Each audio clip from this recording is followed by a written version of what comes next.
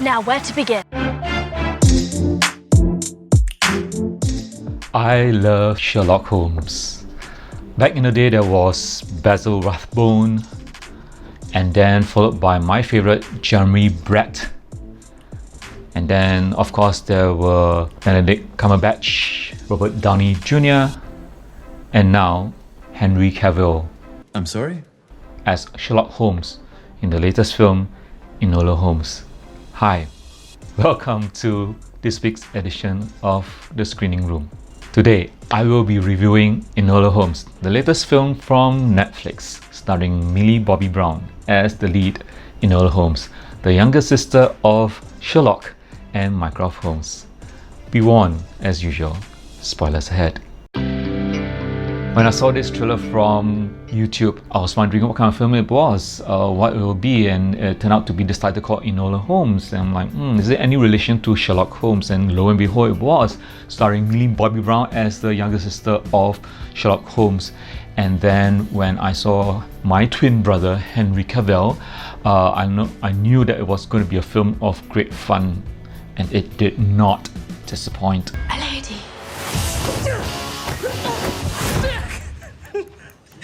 You've progressed nicely. This particular film was an absolute delight from start to finish, filled with set design, action pieces, good acting, tight editing. It has everything what you want a film to be, and this film, make no mistake, is actually a feminist film. A film has the theme of female empowerment, and surprise, surprise, it's actually written by a male screenwriter and directed by a male director. Who knew, right? A feminist film can be both entertaining and have a deep message. You don't necessarily have to force the message down our throats, like some films I know. Okay.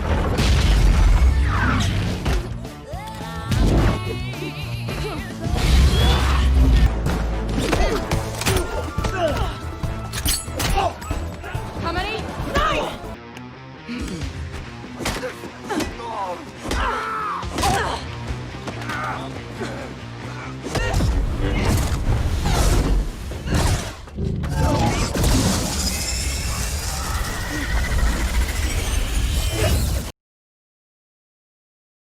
Enola Holmes, this film is actually based on a series of books written by Nancy Springer. She has written a total of 6 books on the Enola Holmes character. Although the books do differ a bit from the film that was presented by Netflix, nevertheless, it does not really stray too much from the source material, not to really alienate any fans from the book. As a matter of fact, I think personally it has done the book justice to bring a new legion of new fans to come and take the book and have it a read. So the story starts off with our hero, Enola.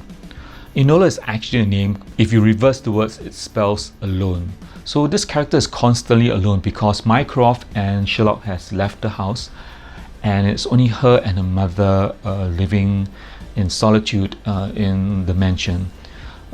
So she was raised to be a very fiercely independent young girl, and throughout the whole movie we see the mother-daughter dynamics of how the mother actually teaches Enola how to run, how to fight, how to paint, draw, solve riddles, basically growing up to be this very young and independent lady, which is totally not the same as any lady in that Victorian age. On Enola's 16th birthday, she woke up to find that her mother mysteriously disappeared, and in desperation sent a message to Sherlock and Mycroft to come down and take a look. And immediately Mycroft take control of the whole household, sending Enola out to this particular school to be a young lady, which she doesn't want to because this school is horrible. It really suppresses someone's freedom, and it really makes the ladies how to dress, how to walk, how to laugh. We laugh politely. And basically it just trains them to be women being ready to be people that just go out and get married and bear children. It's basically a horrible concept in the 19th century, but I guess it was the norm. Imagine that kind of concept being here now in this time. I think every human rights activist would most probably be up in arms. Along the way, she meets this young marquis, and he is also running away from his family, and two of them somehow or rather their paths meet, and they will continue their journey all the way to London. She and the marquis have to face big odds because someone was sent to kill this boy. So she took some time off to solve the boy's problem, whom she is convinced that someone is trying to kill him because he is very, very important in this particular up and coming vote that is going to happen very soon in England, and his participation in that vote could mean a lot of things for the other plot in this movie, which we will talk about later on, that Enola's mother is actually involved with. The film aesthetics is extremely well done. It took great pains to make the audience really believe that it was the 19th century or late 18th century England. And kudos to the art department, the production design, costume design. Me as a viewer, I was totally mesmerized by the world. They used the correct language, they used the correct poise. I thoroughly really believe that I was transported back in England. So kudos to the team. Having Enola breaking the fourth wall, constantly looking at you, the audience, in the camera. That's because we've seen these so-called examples before. Life moves pretty fast. If you don't stop and look around once in a while, you could miss it. Yes, that's me. Good morning. Good morning. Shall we?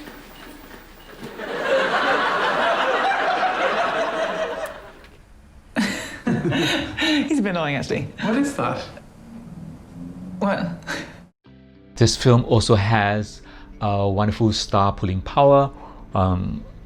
Typically, we know the lead is Millie Bobby Brown. She was 11 in Stranger Things. She was also involved with Godzilla, King of Monsters, and of course now she is also involved with Enola Holmes.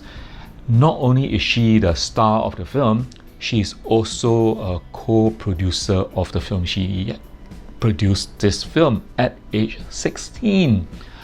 That is a remarkable feat. How many age 16 individuals have these under their belts? My gosh, when I was 16 years old, what the hell was I doing? Her co-actress Helena Bonham Carter, we saw her many times in various shows: Harry Potter, Planet of the Apes. Well, the less said about Planet of the Apes, the better. The chemistry between Helena and Millie, we can see that they really worked well together. I could really totally believe that they were actually mother and daughter on screen, not to give any spoilers away too much, but I would most probably say that you have to prepare a pack of tissues for the ending. On top of that, we have my twin brother, Mr. Henry Cavill, aka Superman from the DCEU universe, and he is Sherlock Holmes in this particular film. Now, although he is not the main lead, but every time when Henry Cavill appears as Sherlock Holmes, you kind of believe that he really can be a new Sherlock Holmes. He has the hair for it, he has the build, and definitely he has the looks. I mean, I think it should be a sin to look this good as Sherlock Holmes. Sherlock Holmes, as we know from Sir Arthur Conan Doyle's depiction, is a very skinny old man who is a heroin addict. And as you can see on the wall, some of these examples over here, they are not really the best looking of sorts. But Henry Cavill can really do a pin-up Sherlock Holmes. Every time he's on screen, he smothers. You know, there's this fire in his eyes and his build and his chiseled jaw. And I bet a lot of women would be swooning whenever he's on screen. Perhaps the ovaries will be exploding. Well, it should be a sin for him to be Sherlock and this good looking. And if the filmmakers play their cards right, they should give him his own series of Sherlock. On to the thing which is the crux of the matter. This particular film, make no mistake, it is a feminist film. This film talks about female empowerment and how females in the story take control of their lives. This film is set within the time whereby England was going through a change and more people are asking the permission to vote, to have their voices heard, to change the future of England. As I said before, Enola's mother has something to do with this. She is part of this group called the Suffragettes, and during that time, these group of women, they were involved in, I would say, unsavory terrorist activities for them to be heard so that their power could influence the law to give them leverage for them to vote. You will know when you see the events that follows in this film and how Enola managed to discover throughout the film that her mother could be involved in some unsavory activities. People actually pointing out that the character of Enola Holmes could be a Mary Sue. I would totally disagree with that. I don't think that this film or the character of Enola Holmes is a Mary Sue. For those people who don't know what a Mary Sue is, it's actually a term that is coined for a character that is totally perfect, totally strong, knows everything, and doesn't have to work hard for that character to achieve what he or she, what she really wants in that particular film. I know the Jedi.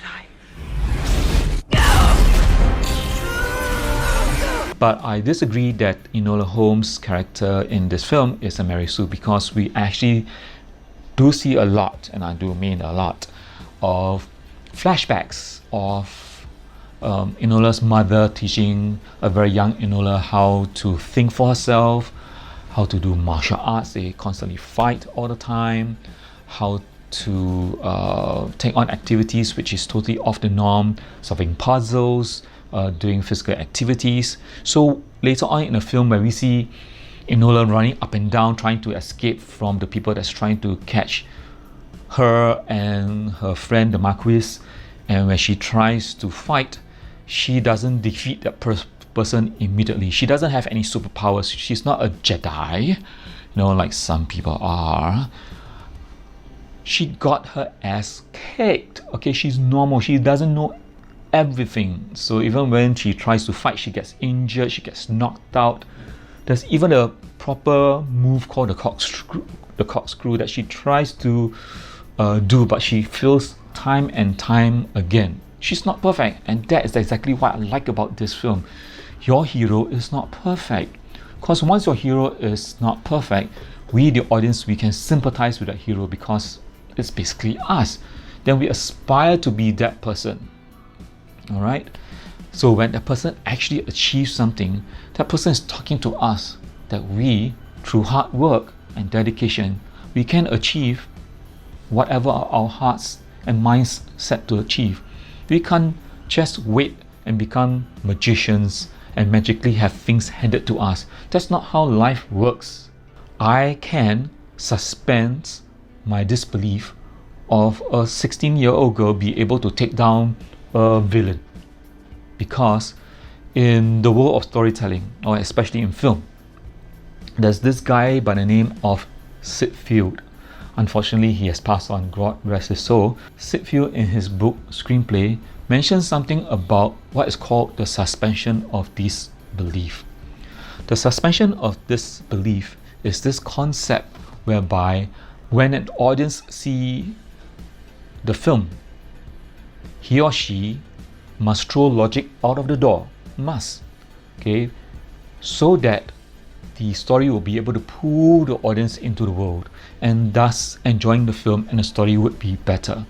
For example, if you were to enter the theatre, the cinema, and you see a science fiction film, and if the science fiction builds the world properly, we will be able to believe that it may happen, even though we know, our logic tells us, it can never happen in the real world, but we believe that it's possible in that film world. So if we believe that it's possible in the film world, we are really into the film because we've suspended logic out of the door. In this case, Enola Holmes, they've taken time to build the world, they've taken time to build her character, and by the time the film goes, we're ready to go with her. And that is why, even though this film is 2 hours long, it doesn't really feel like it's 2 hours long. It was cut in that accordance, it was cut really well, it was paced, to me, I think, just nice, and most important of all, it was a fun ride. I was taught to watch and listen. I was taught to fight. I'm coming to find you, Mother.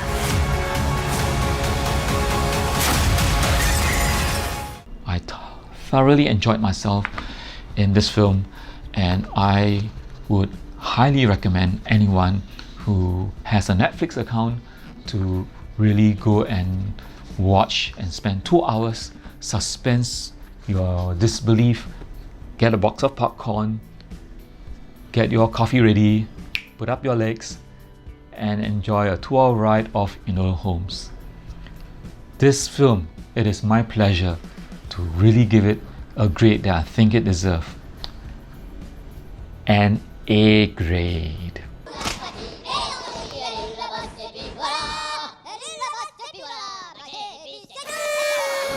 Thank you very much for spending your time with me on this episode of The Screening Room. Please subscribe, like, and turn on notification button so that you will know whenever there's a new video up. As always, if you have a film that you might want me to review, put down on a notification below, and perhaps if I have enough, I might put that up as the next video and I'll give you a shout out. Well, thank you very much for joining me. This has been The Screening Room. Come back anytime. The room is always open.